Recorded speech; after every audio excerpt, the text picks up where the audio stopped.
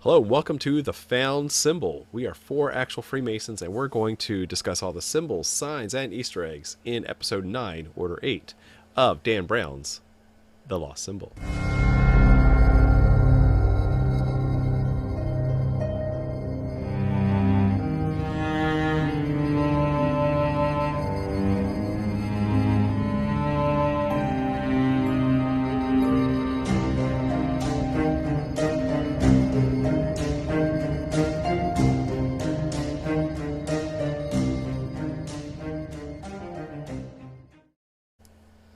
All right, I'm John. I'm here with Jason, Joe, and RJ, and we're going to talk about this week's episode.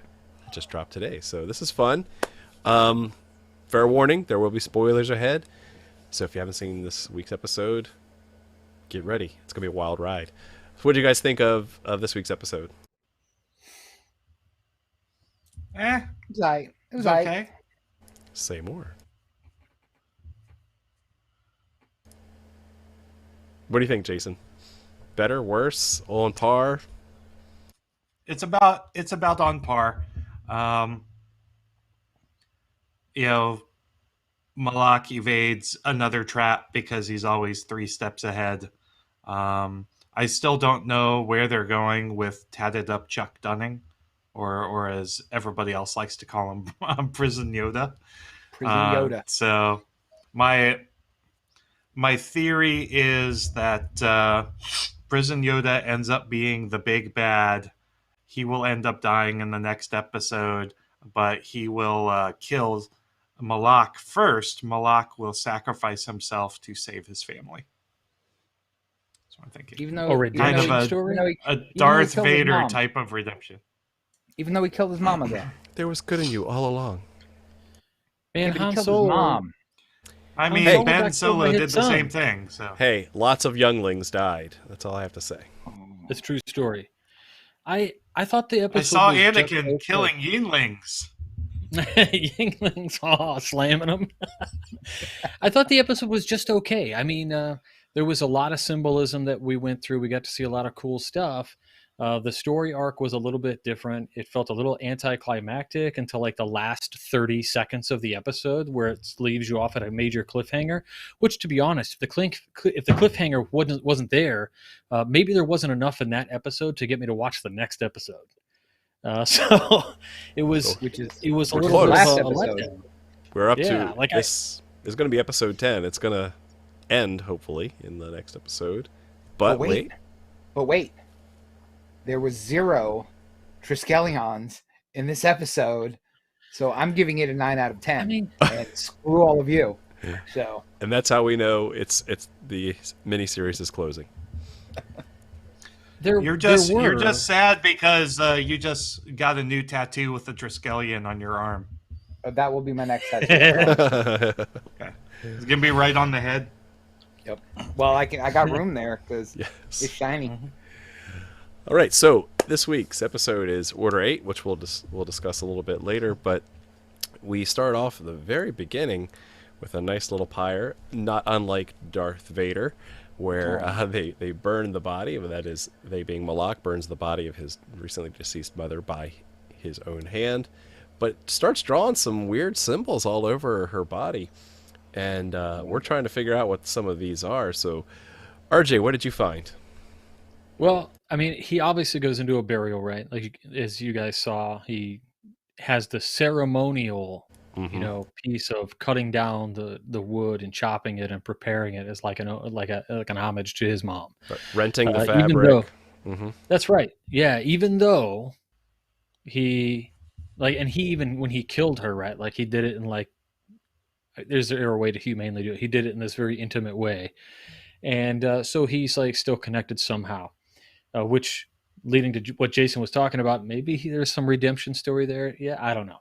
But it was interesting. The first thing I noticed, right, is the Monas hieroglyphica that gets placed on her head, or what looks to be a Mona hieroglyphica. Yeah, and Also- I found that to be weird, too, just to interrupt you there, because Sure. the closest symbol I could find was here in upper right, which is an alchemical symbol for brass. Mm-hmm. Why brass? Why on her forehead? Why, like, third eye, that chakra, pineal gland, anything like that. Like, it seems weird why that would be put there. I mean, again, it's got a little bit of decoration on the edges, but that's the Yeah, closest thing I could find from a symbol that relates to that. that's right. I'm still trying then, to I'm still trying to figure out the connection between the coins from the Munich Olympics that he placed exactly. over her If eyes. if you had, well, so here's what I think. Here's what I think they did. Right, was when he puts those coins on. If you're unfamiliar, right, the coins in the eyes is a common thing, right? To cross the river Styx, you take the coins with you. You give them to the dude. He takes you Oh across the man. river. The old man Yeah. takes you across the river, right? So these particular two coins, if you zoom in, yeah, you see the word Olympia. You do a search for Olympia coin, and lo and behold, you find out it's a 1972 Olympiad coin, which was cast in 1972. And what's really interesting about it is that it's a 1972 coin that utilizes symbology from Germany that comes almost directly from Nazi occultism using that decorative black sun, which is called the black sun. Yikes. So whether or not they were aware of using that particular iconography in the shot, I don't know, but I can tell you the iconography of the black sun, which is represented by these alternating light and dark lightning bolts, is what's there. And so maybe they were just looking for a cool coin, and it was probably cheaper to grab a couple of these 1972 Olympiad coins from Germany than it was to cast something new and have, you know, Some actual 350 of them. Greek A coins. coin to with put on her eyes? Triskelions.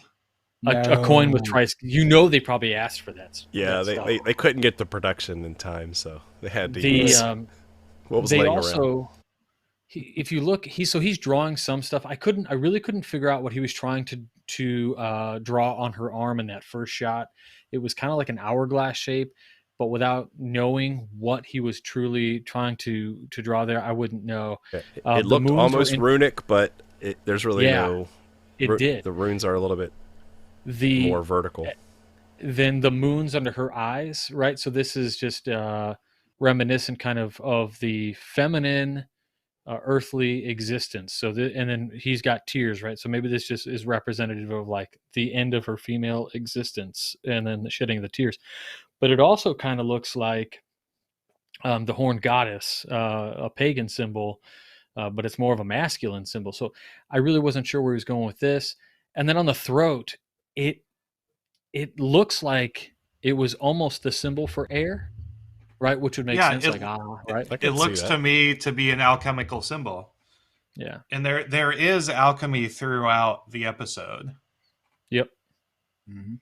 Mhm. So, yeah, tons of stuff that was going on there. Really interesting. Kind of if you're into symbolism, a really neat scene. All right, so then we fast forward a little bit in the episode. We find out that there's more to the capstone, more to the pyramid, and we find ourselves transported to 8 Franklin Square, which is similar to the book, which is interesting, which is at the Alma Shrine Center in Washington D.C., which actually does exist. It is an actual physical location, and the Shrine Center exists there. But yet, lo and behold, there's no secret mystical energy coming from there, because lo and behold, Prison Yoda shows up, and boom, there's he starts to use his magic, and nothing resonates. But something else resonates as we go through the episode, because meanwhile Malak is taking a short walk off a long pier, and we see him take this device, which he got in the last episode, and starts to plug it in and turn it on over this body of water. And what happens next, Jason?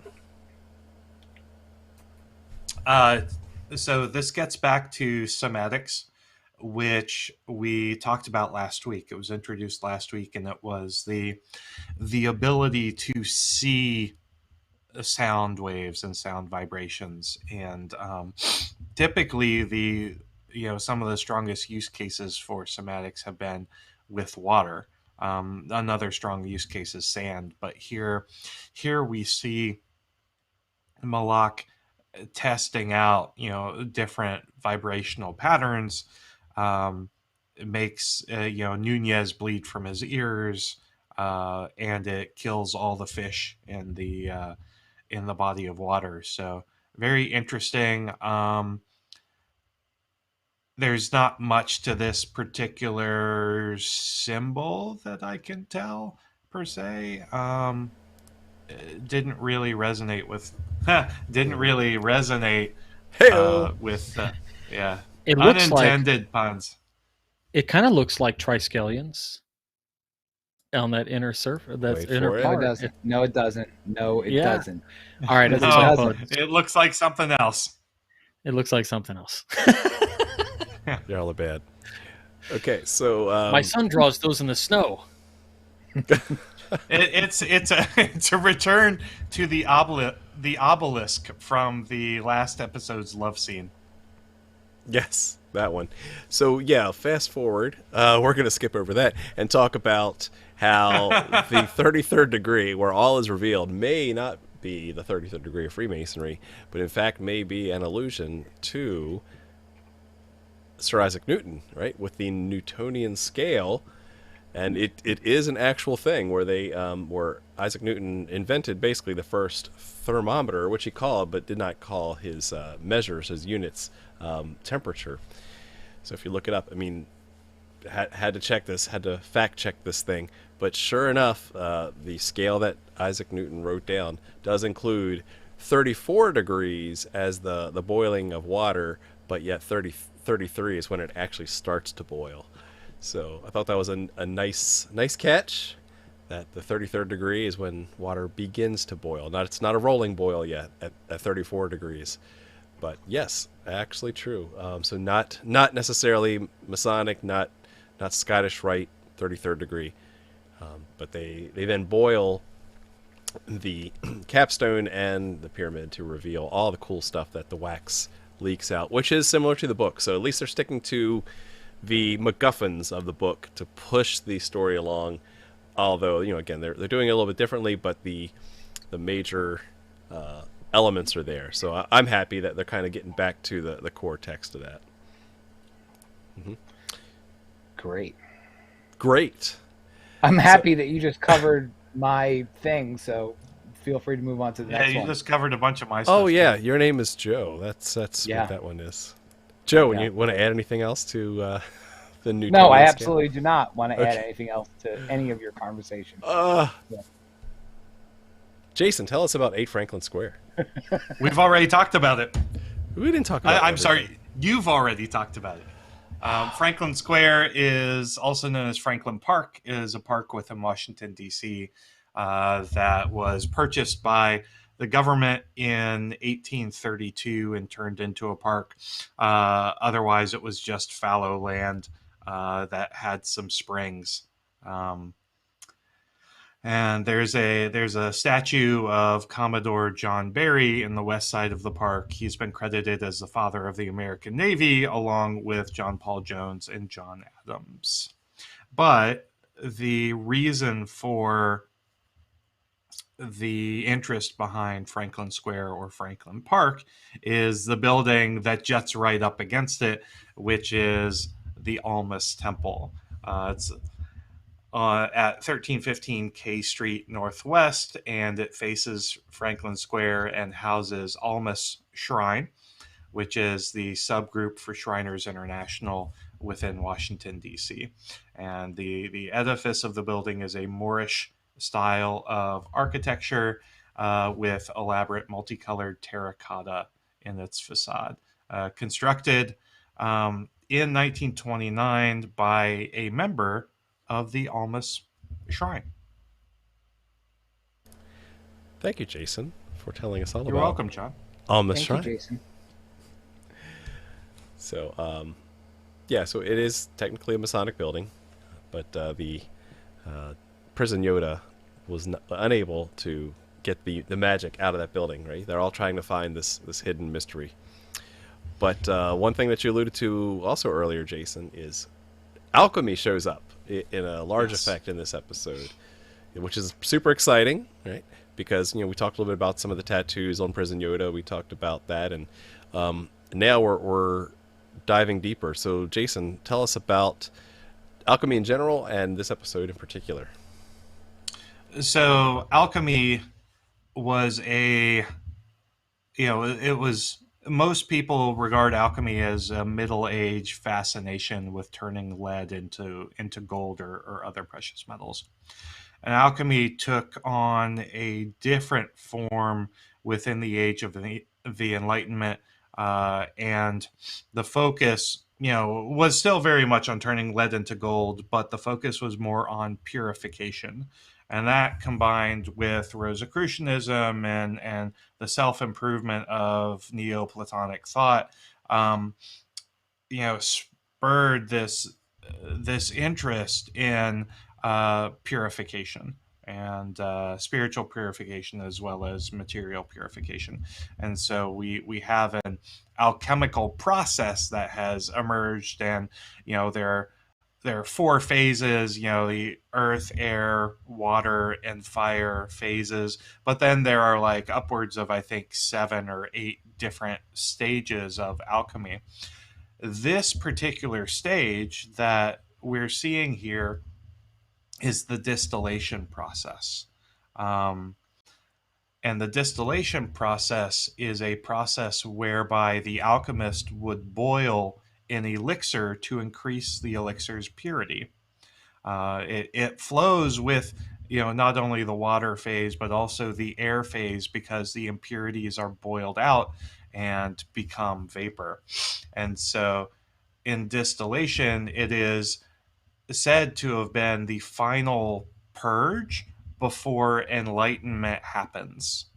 And so having to put the pyramid through the distillation stage of alchemy tells the viewers that Langdon and Peter and Catherine Solomon are getting close to the end state, because the distillation is really the final stage before enlightenment and apotheosis can actually occur. And so that to me was really fascinating, that they chose that particular stage of alchemy to send the message that really we're coming down to the final episode, which is where that enlightenment will actually take place. Yeah, so it's a good setup. So thank you for walking through that. Yeah, because definitely they alluded to the incinerator as well, right, as part of fire. Right, the distillation. The calcination stage, which is the first stage of alchemy, where you reduce everything to ash so that you can then separate it out, recombine it, distill it, and then reach that new enlightened state of matter. Well, he turned his mom into ash, so maybe they did that at the beginning. Ooh. We have some water, we have some fire. We have some air on her throat. Yeah, I like it. Boom. Boom. Illuminati confirmed. So, we then find out that Get out of my head, Joe. that Prison Yoda has a name. He finally Prison has Yoda. a name. His name is Chuck Dunning. Also known as Benjamin York, also known as Samyaza. So I jumped to the interwebs and found out that Samyaza was actually a fallen angel, which comes directly out of the Book of Enoch. So that's really an interesting character in some of the old Jewish tradition of some of the apocalyptic text, as well as some of the stuff that's not normally found in, I guess you would call it, the Apocrypha of Judaism per se. But without diving deep into the Book of Enoch, Samyaza specifically, as a fallen angel, is one of probably the Nephilim, which were these large giants that were angels that were there in the early part of the creation story. And so, go ahead. Were the Nephilim weren't the angels. The Nephilim were the children. offspring. Yep. They were the offspring Right. of the angels who mated with mortal That's right. women. That's right. They made the bump Yeah. with Earth women, and you ended up with Angels giant and Earth They women made the obelisk. Yes. created the Nephilim. Yes, thank you. Yeah. Because what I'm getting confused with is I just recently watched the movie Noah, where the Nephilim, and specifically Samyaza, was portrayed as this rock, not rock lobster, rock monster. But that- those weren't Nephilim. Those were fallen angels that they got left on Earth. Remember when they got broken open? Right. You know, they got forgiven and they turned Right. into magic fire people and they went up to heaven. But Samyaza was the name of one of those. Angels. Yes. Angels. And Hence the leader fallen of angel. Samyaza is portrayed as the leader of those watchers who did the obelisk thing with Who did the ladies. obelisk thing. So I thought that was a nice touch. Fallen angel, having the allusions to, like Satan, right, as a fallen angel, and being a bad esoteric guy, right? So which is why he's all tatted up, but yet now showing up and being responsible for the pursuit of Malak. I don't know. We don't know why he's showing up all of a sudden, but it'll be a fun thing to culminate once we get to episode 10. Right. So we're Prison Yoda. I mean, Samyaza is running about, and yet we cut back to the distillation phase, where we find this magic square. Robert, tell us about all these symbols, every single one. No problem. A different kind of magic square. You all remember I think it was second or third episode was Melancholia, where they had Durer's Melancholia painting in which they found a magic square that they had to decipher.